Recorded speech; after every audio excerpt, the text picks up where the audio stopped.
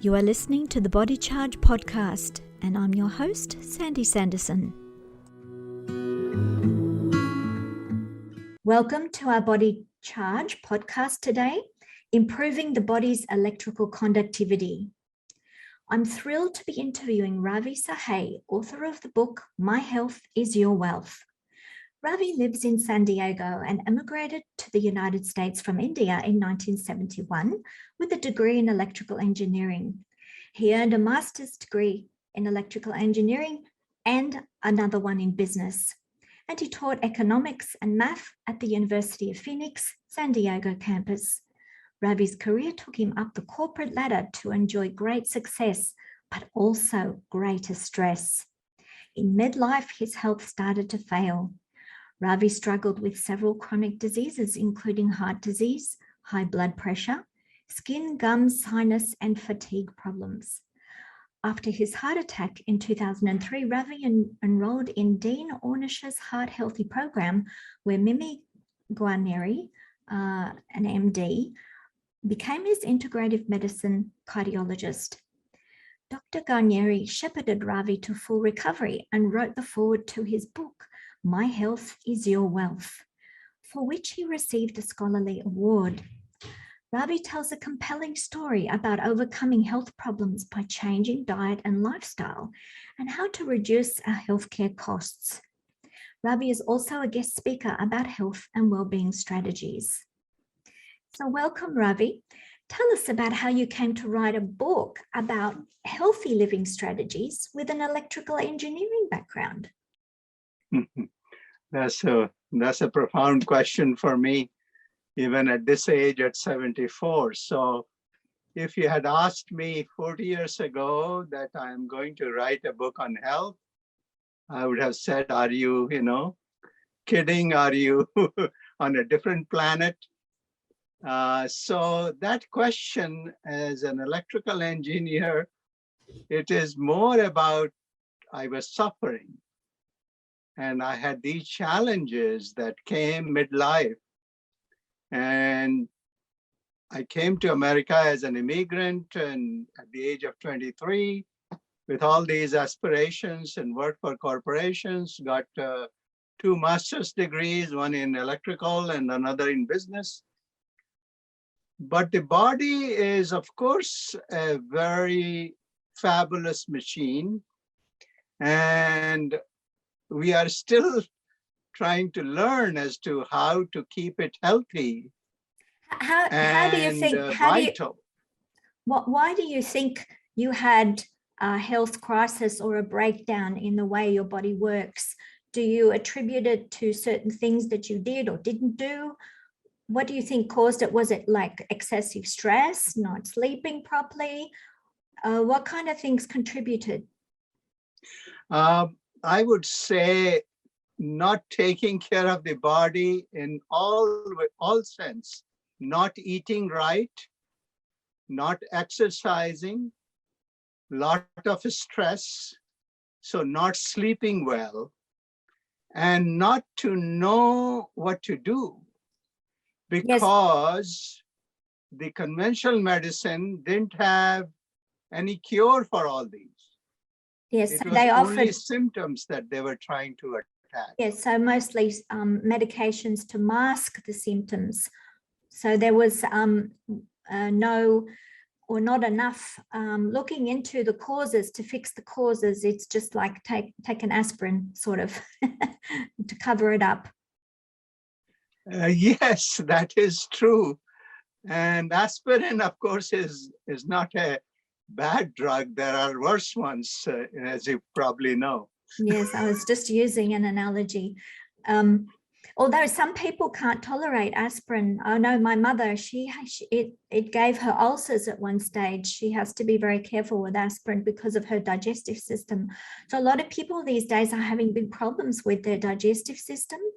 And what interests me is your background as an electrical engineer. And I've always been fascinated in my journey in health, in learning and studying about how the electrical system works, because it seems to me that a lot of problems come energetically. So we have a breakdown, things don't work the power goes down, where our electrical cellular electrical energy fails to work, or it's working at lower levels than normal, and so things don't get done. Your detox system, your digestive system, building new cells, even thinking clearly, and being able to repair the body seems to fail when the energetic system is intermittent or it's lower than normal. So how did you find any similarities between how the electrical system of a car or a house works compared to the body itself? Oh, very, very profound again question that you're asking. I looked at my body first like I own a car, and am I taking care of my body as well as a car? Like, if you drove a car in 60s, we will check the tires before we ride a car. We'll make sure that the water is okay, then the right kind of gasoline. Once in a while, we'll check whether the spark plug is firing. And if it is not in tune, then we take it to a mechanic. And of course, you need a good mechanic. So if you look at the body, of course, as you said, is basically an ecology where the energies are being interchanged. And when they are in balance, we are vital and we don't have disease. And that includes both body and mind. So body is like more a mechanical part, and mind is subtler energy. And the new research on microbiome, which is probably the biggest discovery that has happened since penicillin, is that gut talks to brain. So there's a gut-brain axis. And that, again, changes the whole paradigm of not only physical health, but mental health. And pills are fortunately, pills are not the answer. The answer is to empower ourselves to take care of our body in both the physical ways, what we eat, and in subtler way, how we think.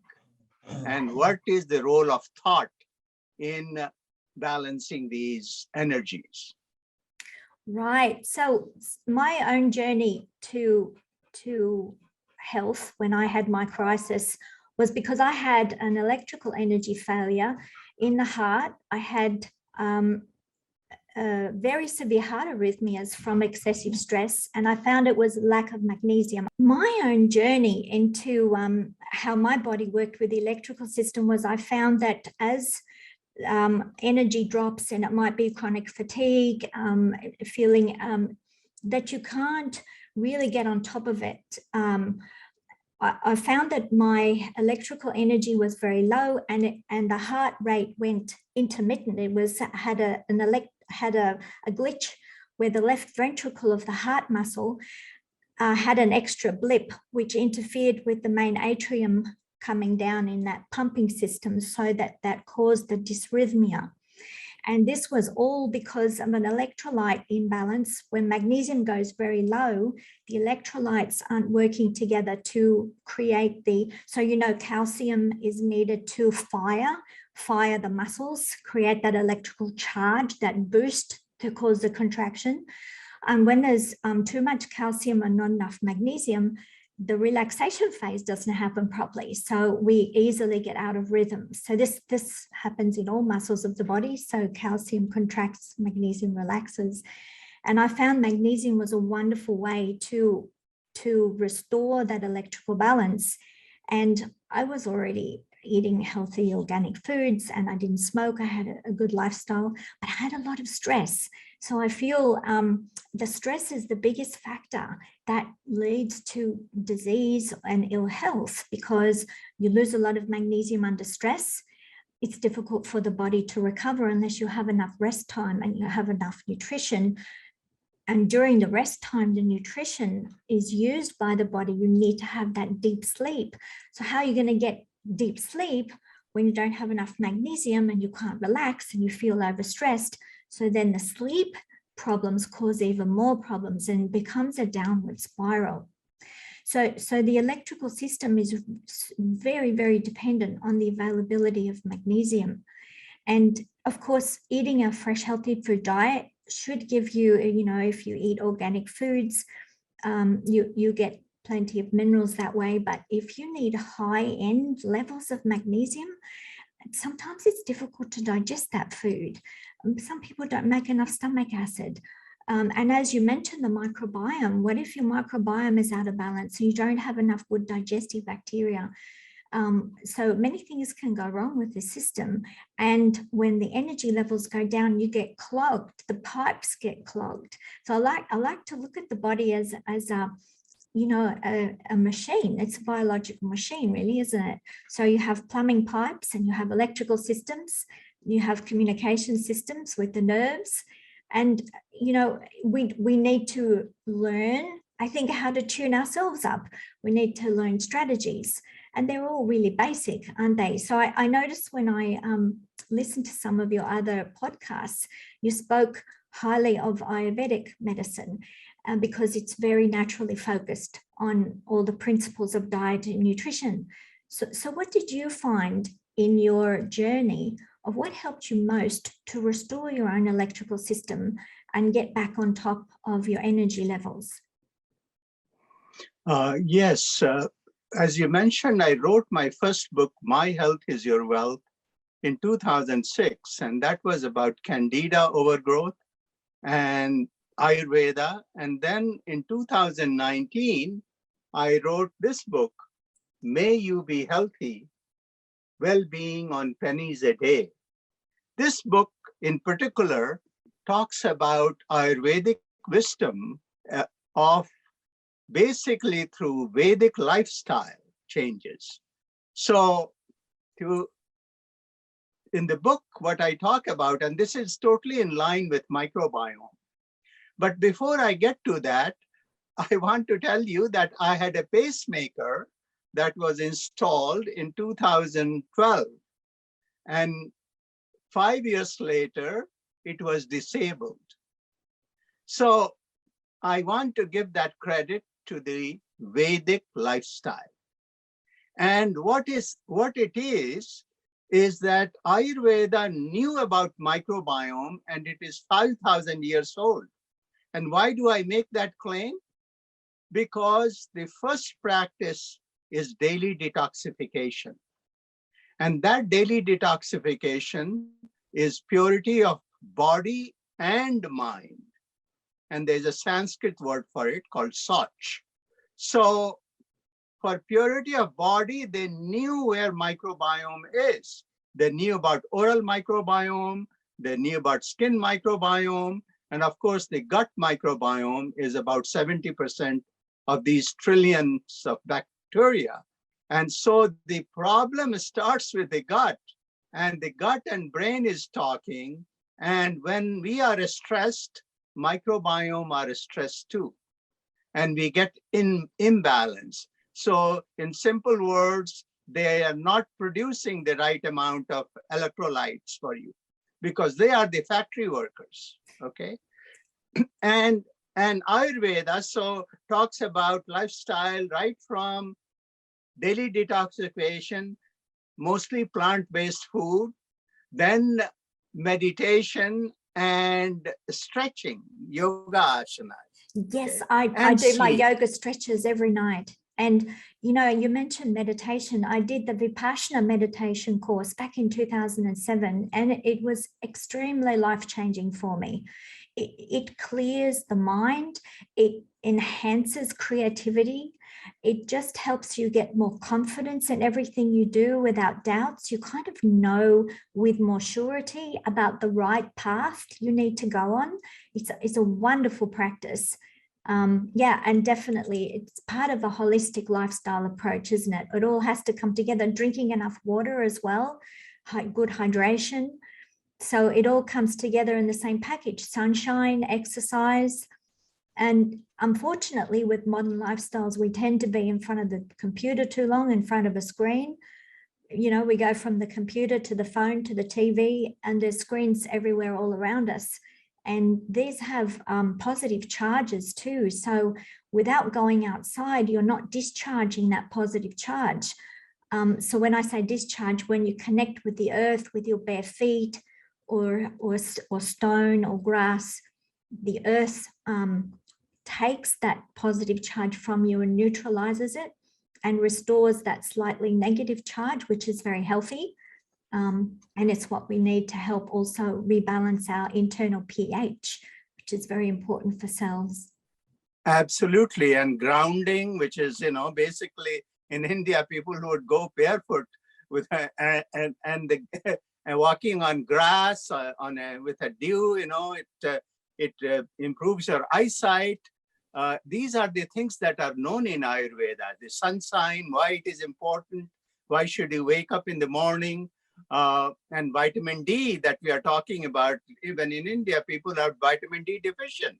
And the magnesium and calcium and all these minerals that we talk about, we are very much connected. And microbiome is telling us that we are not just, individual, just our own body. We are connected to everything. Yes. So when we eat fermented foods, for instance, which helps feed our good microbiome, those bacteria tend to like a little bit more of an alkaline pH. And if we eat the wrong foods, that like sugary things, high levels of sugar have very strong acidic byproducts. So we create a more acid environment, which kills our good microbiome and creates the ideal environment for pathogens because they like that more acidic environment. So then we open the door to potentially catching diseases, colds. The immune system then has to struggle more and fight more. And so we're not supporting the body that way. But when we support the microbiome and we eat the foods and drink your lemon juice in your water and your apple cider vinegar and your sauerkraut or whatever the other fermented foods are, that really helps the microbiome every day do its job, and very importantly help to readjust the pH in your body. pH of cells is extremely important for electrical conductivity, for the nerves, for the electrical flow, for all the activity of the body. It really needs that slightly negative charge. Yes, and this alkaline food and the pH level that you talked about, if you're eating mostly plant-based food, is usually, you're doing well. Ayurveda says about drinking lemon water first thing in the morning, and we are finding that people are having leaky gut, and the leaky gut just, poisons the whole body and the mind. Yes, because what I found in my studies was the mucin lining of the gut wall erodes away when the environment gets too acidic, and the pathogens then that are present can easily pass through the gaps in the junction because it's lost the protective coating of the mucin layer. And then once those toxins get through into the blood, then you start to feel really bad and you can open the door to disease as well. So what we want to do is make sure that the lining of the gut stays in good repair, and what helps the mucin layer repair itself is good microbiome. So it always goes around in a circle. We need the microbiome to help us with our pH, and we need to keep a good pH to help our microbiome around and around. Yes, and the stress is very acidic. It is. Stress creates the juices that are very, very acidic. And these things were known to Ayurveda, so they classified people according to their temperament, and they looked at what can go in imbalance. And what we have to do is we have to just apply common sense first, and we don't have to go to an Ayurvedic physician. We can take charge of our own health. We can. And it's very empowering to know that you can take charge and you can change something in the body. I think we have been taught for too long, or under the impression, or we assume that things are set in concrete. Your genes are set in concrete. You're a prisoner. you can't do anything to change something, but that's so wrong. We can, with the right mindset, with the meditation, with that spiritual connection, we can get the right guidance and the pathway, and we know we can change. We can change anything because we are spiritually very powerful. And as one thinks, so one is. And that's a very old biblical saying. So everything starts with the mind. At the end of the day, our body follows, doesn't it? It follows how we set the mind up. So if we, I mean, it's a mind, body, spirit, isn't it? It goes all the way around.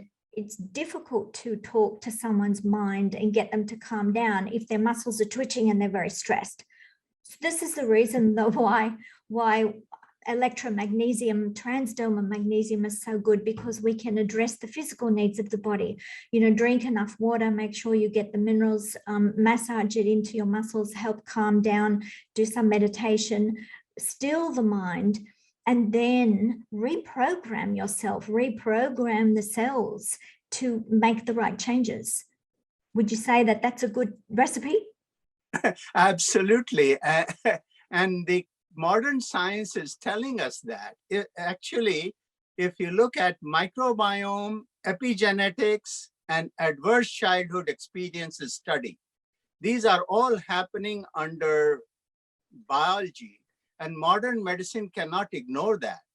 So trauma can change the microbiome. And as you said, we have to reprogram our brain. And mind is very, very powerful. And so how do you get a coach? How do you get a physician who will take you in that direction? And that is the challenge of this new age that we are living in.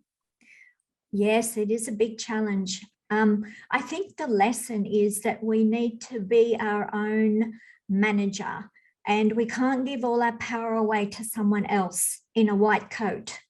We need to take responsibility. I think it's a coming of age for humanity. We need to grow up a little bit more and not live anymore in a nanny state where someone does everything for us and tells us what to do next and how we should live. We need to be more mindful and make judgments and decisions. Well, this is good and this is not good. And what does my body really need? And, you know, how can I manage and maintain myself in the best order with optimal health? We need to be our own mechanics.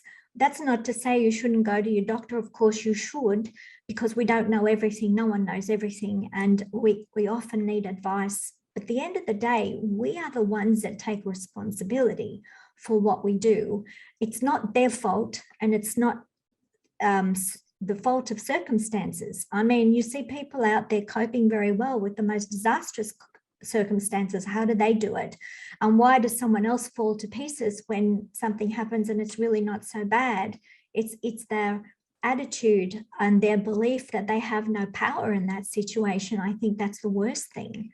Once you understand and you know what to do, how to be your own mechanic and service and repair the basics, then you can avoid disasters. You can avoid hospitals. You can avoid, you know, degenerative disease. Really, degenerative disease is, I think, just a product of not knowing how to care for your body well enough. It's about maintenance. Absolutely. And again, Sandy, this podcast that you are doing on health and educating people, and the amount of information that is now available to an empowered patient, let me call it, to become healthy is amazing. And in economics, which I later taught, in economics, there are mostly negative externalities, but health and education, these are the two positive externalities. What does that mean? When you are healthy, I am better off. When you are educated, I am better off. The rest, you know, I buy a car and pollute the, you know, environment, that's a negative externality. So I believe we are, by empowering people, we are going to reduce the healthcare cost, which is exorbitant. It doesn't have solutions for chronic diseases. And food system needs to be changed too. And of course, our thinking. And about magnesium, in my book, I talk about taking Epsom salt bath, which, as you know, is magnesium sulfate, and it goes through your pores of bodies. It reduces aches, and it is very good. And many cultures have said that. Yes. Yes, it is. It's always been a traditionally used product, and very cheap and very abundantly available. However, there are some better forms of magnesium. So magnesium chloride is what we chose because there's a higher level of elemental magnesium in the flakes, 2% also of the other sea trace minerals, and it's easier on the skin. So when we're talking about transdermal absorption, the sulfate component can sometimes, if people have sensitive skin, dry it out and make it feel itchy. But the chloride version is very soothing and hydrating for the skin. And so we have other products also, which is magnesium cream, magnesium lotion, where we have plant fats, butters, oils, and extracts infused with the magnesium, so you can use it as a daily skin and body care, a massage cream or lotion. And that's very protective for the skin barrier, very healthy, of course, with no chemicals or no artificial ingredients. All we're doing is feeding the body in a different way through the skin, where you don't need to digest those nutritional components anymore. It can be absorbed straight in and taken to where it's needed. That means that the effects of the magnesium are faster and very relaxing and calming. I thoroughly recommend everyone give each other a lovely neck and shoulder massage or a foot rub. It's so lovely for family members to be able to do this for one another. It's great for the relationship. It's great for health. You can leave your problems outside. You know, when you come home, I think it needs to be a reviving environment where you recover from whatever stresses you've been under during the day, whatever battles you've had to fight. You can leave them outside and you can just rest and recover and get better. And tomorrow's another day and you can wake up refreshed and have the vitality again to go and face the world again. So I think home needs to be like a temple, a very special place where we nurture each other. I think that's a mindset we need to promote more in the home, in the family, because we need each other to survive. We're social creatures. And if you're in pain or cranky, what happens often is we take it out on the people closest to us because they're there. But it's often not fair because, you know, they also have issues to deal with. And if we all just take our grumpy feelings out on everyone who loves us and who we love, then that's not good for the overall relationships. So relationships are very important for support, for recovery. And also if you're in a toxic relationship and you've investigated ways and it's not working and you know they're not cooperating, then you also have to be mindful that that may be wearing down your energy, that may be causing excessive stress. So it's about analyzing and diagnosing what elements in your life are causing excessive stress. I think that's the most important thing, and then work out a plan to fix it, because we do have the power. We have the power via intention to fix it. So good health is actually very simple, and we probably need to teach more of it to our children so that they grow up knowing the right ways much earlier than having to walk down the path of all the mistakes. So I thoroughly recommend people read your book. And do you have a website people can go to find you, or maybe book you in as a speaker to their event, or where can people go to connect with you? Yes, of course, my books, the two books, May You Be Healthy and My Health is Your Wealth, they are available on Amazon. One can go to the author's name, Ravi Sahay, RAVI SAHAY. It's available in paperback as well as Kindle. And there's a website which is my name, ravisahay.com. And of course, you have introduction to book and all that.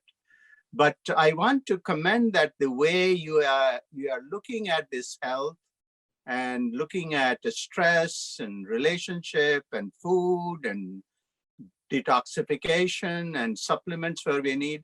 I also say that I take a magnesium tablet, about 500 milligram, and it is good for heart. It is good for bowel movement.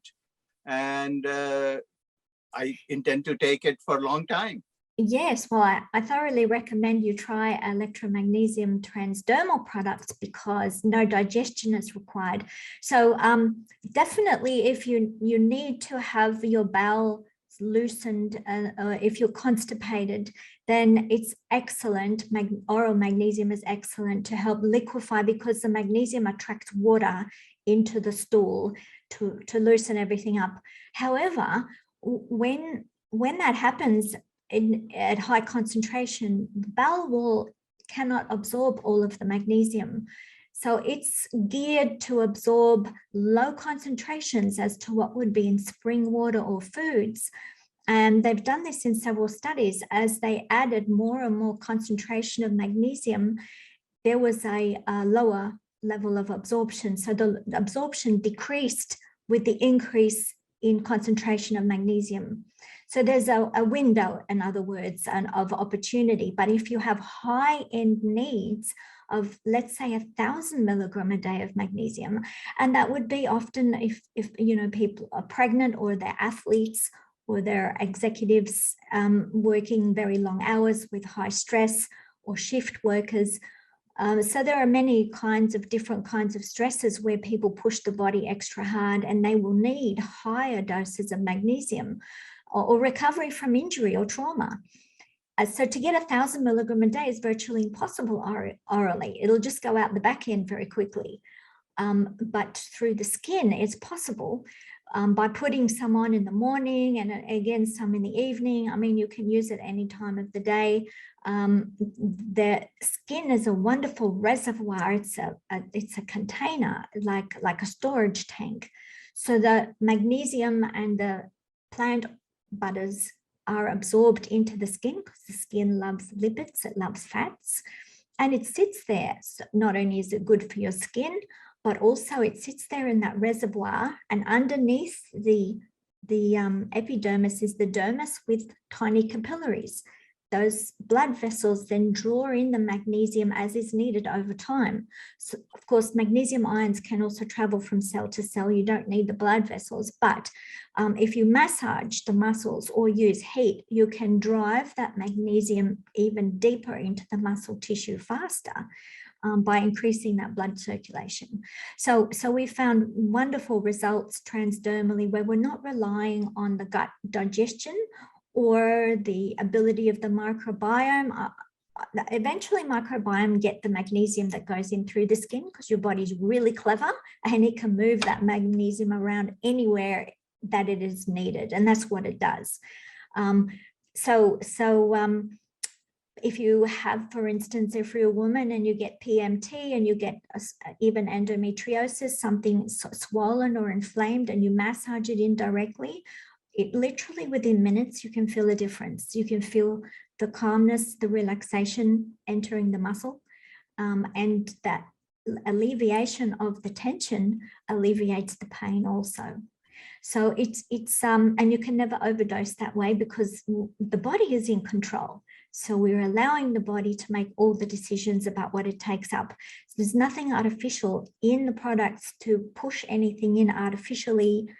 It's completely up to the body what it takes up because everything is 100% nutritional. You can mix and match different products to get to 1,000 milligram or more a day. Everyone is different, we're all different. So I encourage you to, practice to see how you like to use it. Also, you mentioned going in the sun to make vitamin D. Did you know that you need magnesium to synthesize the vitamin D? And you need cholesterol in the skin, cholesterol sulfate. So the body uses the fats to make the cholesterol. And so when you have magnesium cream or lotion inside the epidermis, you have the ingredients with the sunlight to make your vitamin D, and as well to hold the hydration and to protect the skin better as well. So it's wonderful. I put my magnesium cream on before I go out in the sun. It's not a sun block, but it does help to protect the skin via moisturization and recovery. So, and you can make the vitamin D. All we're doing is feeding the body the right way. So I encourage you to have a look at our website, electramagnesium.com.au. I'll send you the link as well. And I'm so happy that you came onto the Body Charge podcast, and your book sounds absolutely fantastic. And I wish you all the best in your future endeavors and maybe some more books coming up. Thank you. I personally think that now it is just empowering people to take charge of their health is what's the most important message. And you are giving that.